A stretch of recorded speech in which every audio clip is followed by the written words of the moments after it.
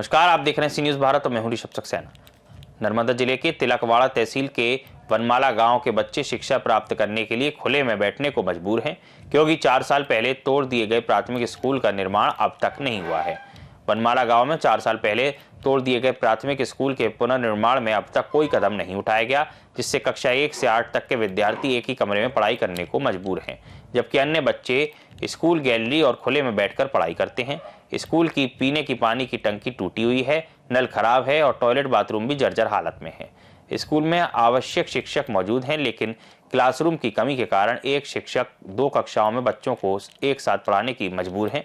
ग्रामीणों का कहना है कि 4 साल बीत जाने के बाद भी नई स्कूल नहीं बना, जबकि सरकार सभी पढ़ें सभी आगे बढ़े का दावा कर रही है। उन्होंने तुरंत स्कूल के निर्माण की मांग की है, ताकि बच्चे सुरक्षित और व्यवस्थित तरीके से शिक्षा प्राप्त कर सकें और उनका भविष्य संवार सके।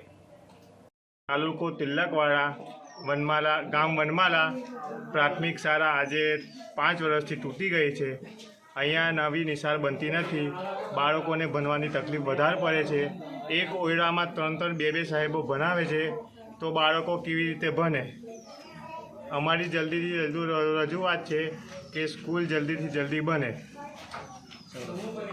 મારું નામ તડવી ભૈલાલભાઈ મનસુખભાઈ છે। હું ગામ વનમાલાનો રહેવાસી છું। મારો તાલુકો તિલકવાડા છે, મારો જિલ્લો નર્મદા લાગે છે।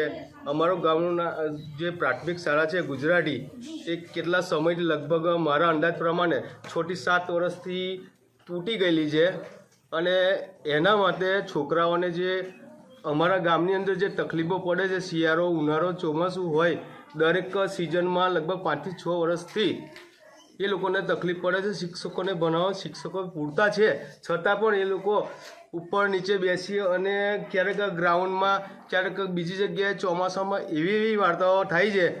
તો એના માટે આપ શ્રી સાહેબશ્રીને, ટીડીઓ સાહેબ, મામલતદાર સાહેબ અને કલેક્ટર સાહેબશ્રીને મારી અને મારા ગામના અને તમામ મારા શિક્ષકોથી માંડીને તમામ અહીંયા જે હાજરી આપેલ છે તે લોકોને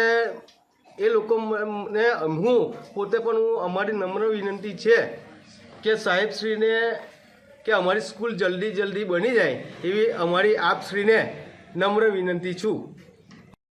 તાલુકા તિલકવાડાનું વનમાલાનું ગામ, જેમાં સ્કૂલના તોડી નાખેલી છે છેલ્લા 5 વર્ષથી, તો છોકરાઓને ભણવામાં તકલીફ પડે છે।